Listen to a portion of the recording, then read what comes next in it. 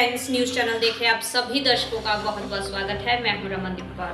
इस वक्त की बड़ी खबर आ रही है प्रयागराज से। क्या है पूरा मामला, देखने के लिए बने रहिए हमारे साथ। आज हम आपको ऐसे किले के बारे में बताते हैं जो कि 3 नदियों के बीच में है। इस किले को संगम तट पर मुगल शासक अकबर ने बनवाया था। आइए जानते हैं इस किले से जुड़ी कहानी। गंगा यमुना सरस्वती के संगम पर ये किला बना है, जिसमें गंगा यमुना साफ तौर पर दिखती हैं, जबकि सरस्वती अदृश्य है। बताया जाता है कि 644 ईसा पूर्व चीनी यात्री हैंगसांग प्रयागराज आया। वो उस समय कामकूप तालाब में इंसानी नरकंकाल देखकर दुखी हो गया। इसे अपनी किताब में भी जिक्र किया है। नरकंकाल के बारे में उसने मुगल सम्राट अकबर को बताया। इसके बाद उन्होंने वहां पर किला बनवा दिया। इतिहासकार कहते हैं किले की नींव 1583 में रखी गई। करीब 45 साल 5 महीने और 10 दिन तक इसका निर्माण चला। करीब 20,000 मजदूरों ने मिलकर इसे बनाया। किले का कुल क्षेत्रफल 30,000 वर्ग फुट है। इसके निर्माण में करीब कुल 6,17,20,214 रुपए लगे। अकबर की इच्छा थी कि इलाहाबाद के पास एक शहर सैन्य छावनी बनाई जाए। वो इसे किले को अपने बेस के रूप में इस्तेमाल करना चाहते थे। इतिहासकार कहते हैं कि नदी कटान की वजह से किले का नक्शा अनियमित ढंग से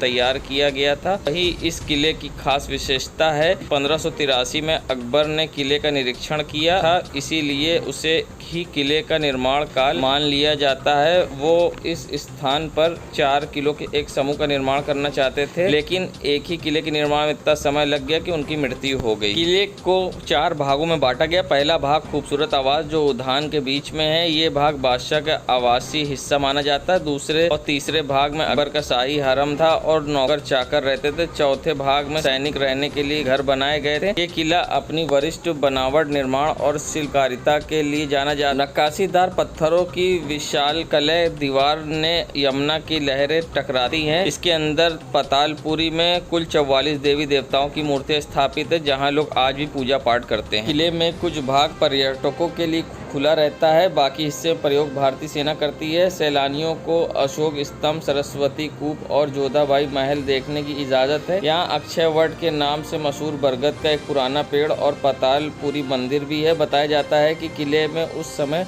पानी के जहाज, नाव बनाई जाती थी जो यमुना नदी से समुद्र तक ले जाई जाती थी। 30 सितंबर को प्रयागराज आएंगे दिल्ली के डिप्टी सीएम मनीष सिसोदिया और प्रयागराज में करेंगे शिक्षा की बात मनीष सिसोदिया के साथ। ये बात जानकारी जिलाध्यक्ष डॉक्टर अल्ताफ ने दी और ये कार्यक्रम मंडपम में आयोजित होगा।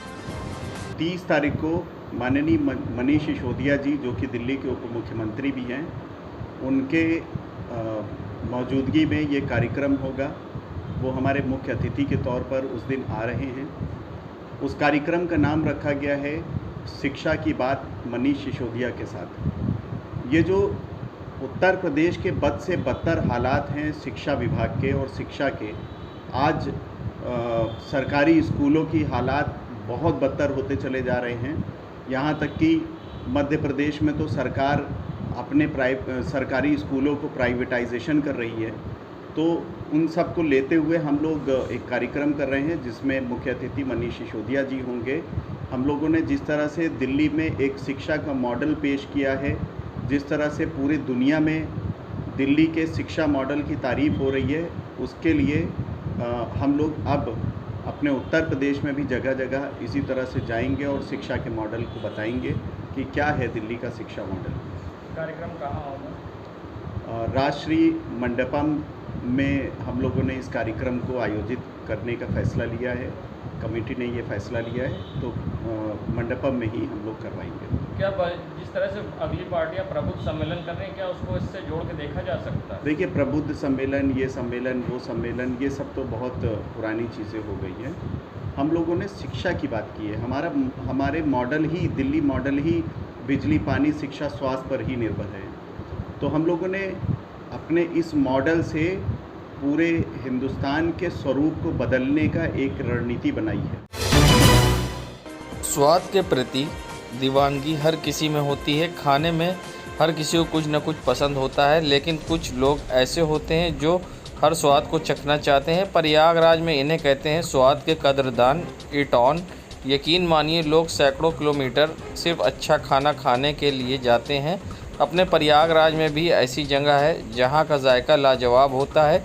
अगर आप में है जायके की ललक तो ज़रूर आप इन्हें ढूंढ निकालें। आज हम बात कर रहे हैं इटौन बिरयानी की, जहां लोगों की भीड़ होती है सिर्फ बिरयानी खाने के लिए। प्रयागराज में दूर दूर से लोग आते हैं और लोगों से जानते हैं क्या है इटौन की बिरयानी में खास, और साथ ही इटौन बिरयानी के ऑनर से भी हम जानना चाहेंगे कि इटौन बिरयानी में ऐसा क्या खास है जो लोग यहाँ दूर दूर से आते हैं। प्रयागराज में सबसे अच्छा स्वाद यहीं मिलता है बिरयानी का, शुद्ध देते हैं लोग, साफ। सिद्धांत सिंह भैया, हम सहसों से आए हुए हैं। यानी यहाँ की पहले से ही फेमस है, पहले इनकी शॉप सिविल लाइन्स में थी, अभी यहाँ से आई हुई है। टेस्ट, क्वालिटी और साफ़ सफाई हर चीज़ के मामले में इनका बेस्ट है। इस अंकित अलग ही टेस्ट है यहाँ के इटौन की बिरयानी, इसलिए यहाँ पे लोगों की ज़्यादा से ज़्यादा भीड़ लगती है। इसका स्वाद तो पूछिए ही ना कैसा रहा, इसलिए मैं तो जलवा में रहता हूँ, वहाँ से यहाँ आता हूँ खाने के लिए। मेरा नाम शिव कुमार है।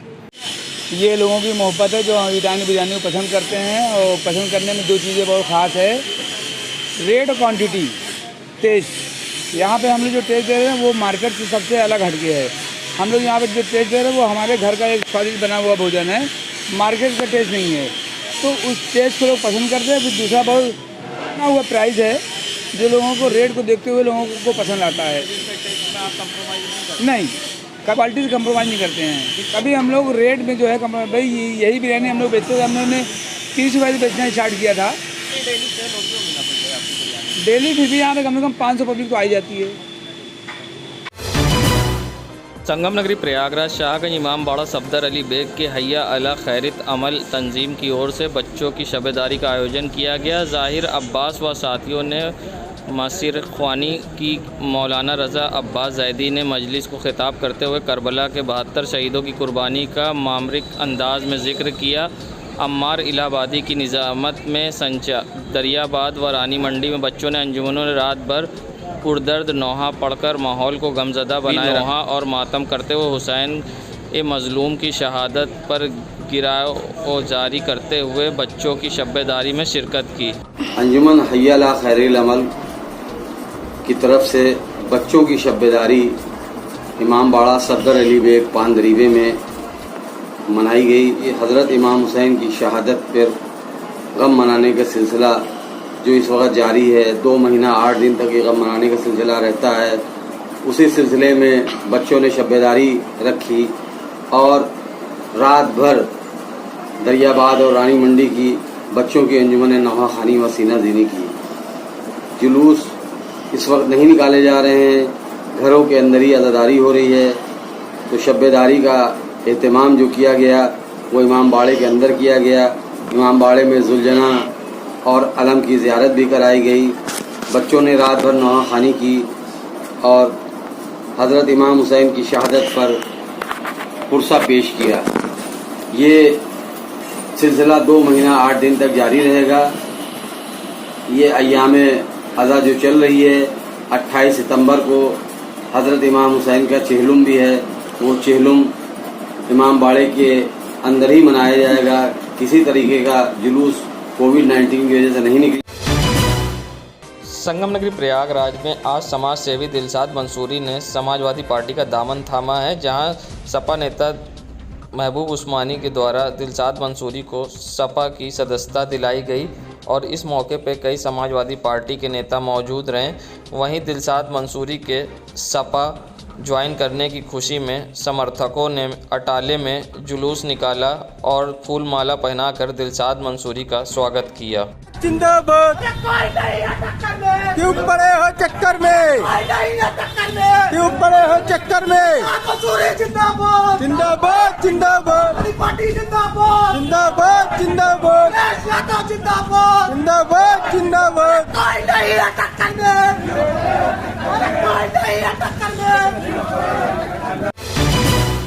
संगम नगरी प्रयागराज के बैराना की सड़कें हैं, जो सड़कें आज तालाब बनी हुई हैं। आप देख सकते हैं गाड़ियां किस तरह से पानी से गुजर रही हैं और लोगों को परेशानी का सामना करना पड़ रहा है। यहाँ के लोग भी पिछले 3 दिन से परेशान हैं। उनका कहना है कि रेलवे कॉलोनी से जल भराव का पानी बाहर निकाला जा रहा है, जिससे सड़क तालाब बनी हुई है और पानी रिस्क के डिवाइडर में आ रहा है, जिससे स्ट्रीट लाइट के पोल में अब करंट आ रहा है, जिससे किसी समय भी बड़ी दुर्घटना हो सकती है। और आप देख रहे हैं पिछले 3 दिनों से पानी यहाँ जल भराव के कारण दुकानदार की दुकानदारी भी ठप है और उनको परेशानी का सामना करना पड़ रहा है। आइए सुनाते हैं क्या कहना है यहाँ के दुकानदार का। रेलवे कॉलोनी से जो पानी को निकासी की जा रही है ये पूरे मार्केट में फैला हुआ है, जिसकी वजह से व्यापारी वर्ग बड़ा परेशान है। और इसी पानी की वजह से ये डिवाइडर से पानी रीस के ये इस पोल में करंट आ रहा है, जिसकी वजह से कोई भी दुर्घटना घटने की संभावना। संगम नगरी प्रयागराज के ये भावापुर के अकबरपुर जाने वाली सड़क का नज़ारा। यहाँ पर आपको विकास दिख जाएगा कि सरकार में किस तरह से सड़क विकास हुआ है और सड़कें किस तरह से गड्ढा मुक्त हैं। आप देख सकते हैं सड़क किस तरह से जर्जर हालात में है और यहाँ से गुजरने वाले लोगों को परेशानी का सामना करना पड़ता है। आदमी इस पर पैदल चलने लायक सड़क नहीं है, जिससे आदमी को परेशानी होती है। और आप देख रहे हैं कि यहाँ पर सिर्फ विकास के दावे कागज़ों में सीमित दिखाई दे रहे हैं और यहाँ से किस तरह से लोगों को आने जाने का परेशानी का सामना करना पड़ता है। और सबसे बड़ी बात कि विकास के दावे करने वाले नेता इस गली पर आते तक नहीं देखने लोगों को। इलेक्शन आता है, लोग वोट लेने ज़रूर आते हैं, मगर उसके बाद यहाँ कोई दिखाई नहीं देता, जिसके कारण अब लोग यहाँ के इस तरह से जर्जर हालात सड़क पर चलने को मजबूर हैं। हमारे प्रयागराज में भावपुर की जो सड़क है इतने गड्ढे उसमें एक्सीडेंट और पानी बरसता है तो पानी भर जाता है, उसमें कुछ दिखाई नहीं देता तो लोगों का एक्सीडेंट होता है उसमें। इन्हें नहीं आता बनाने, वो काफ़ी दिन से ऐसे ही पड़ी हुई है, कोई आता जाता है नहीं उस पर। अगर लोग देख के भी जाते हैं वैसे ही पड़ी हुई है। क्या नाम है? अभिषेक गुप्ता।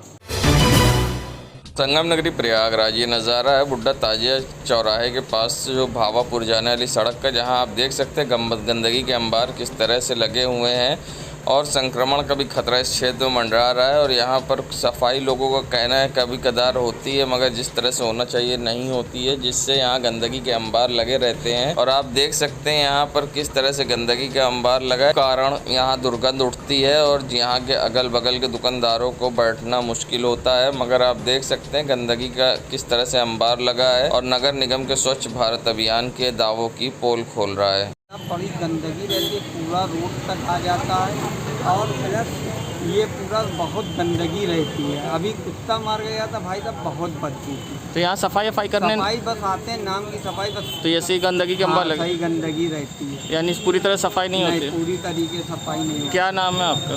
शानू। संगम नगरी प्रयागराज, अगर आप बताशा मंडी की रोड से गुजर रहे हैं तो आपके पास समय हो तभी गुजरें, क्योंकि यहाँ पर लंबा जाम अक्सर लगता है और जाम से स्थानीय लोग होते हैं परेशान।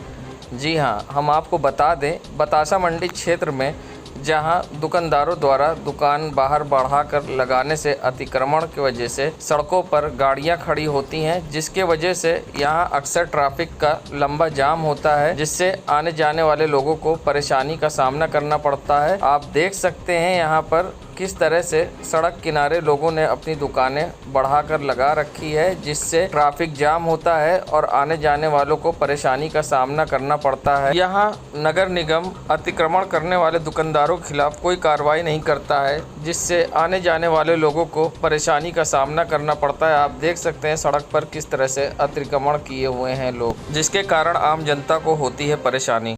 देश दुनिया की खबरों के लिए world media times news channel को सब्सक्राइब करें।